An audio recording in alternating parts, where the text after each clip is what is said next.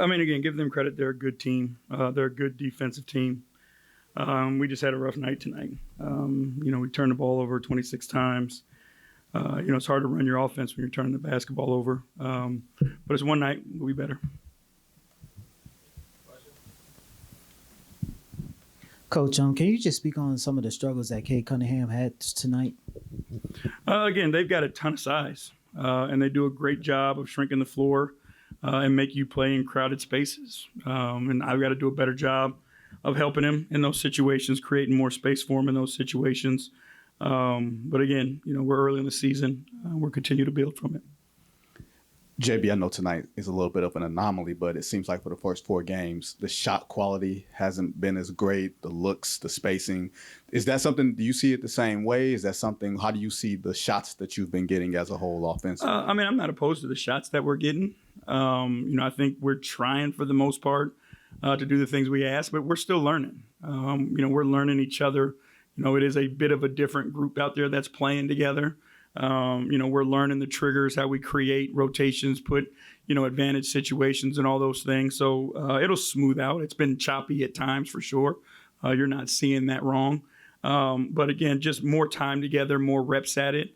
But this is the thing, like we always try to do is we're trying to make this, our climb. So we've got a starting point that we're at right now. And then we'll continue to figure it out and get better. Hi. Bobby Klintman came on for the first time this season. Not that many minutes, but he got a plus 12. What do you make of what he showed you tonight? It's more than a night, to be honest with you. I thought he's had a really good preseason and training camp also. But he's a guy that brings activity. He's got a high IQ. He's versatile on both ends of the floor.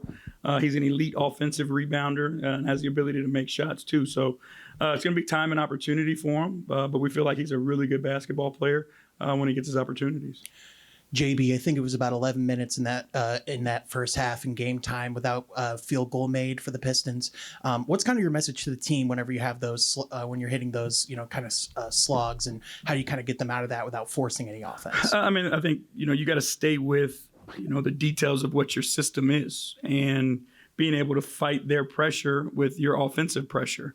And again, I thought there were times where we just got bogged down and stopped moving. And if you don't move and create separation versus that team with their size and length, it's going to be very difficult to score.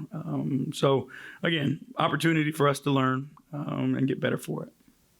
I was just going to ask you about that, just kind of like the learning piece of it. Feels like a little bit of the slow starts and playing from behind has plagued you guys a little bit in a couple of these games. How much is that something that you can just hammer home? This is how we need to play the full 48. Yeah, it's a conversation that we've continued to have. And it was a conversation that we had, all the way in the training camp. But for us, it comes down to the reps at it. And again, with this group, preseason and training camp, we had some guys in and out and all those things. So we're still working through some of those. But we're 4 games in. The wins that we got, I believe were identity wins. Because we just played to our standard, what Detroit Pistons basketball is, and now we've got to clean some things up. So as long as we continue to play to our identity, we'll clean the execution piece up and we'll get better as the year goes on. Thank y'all.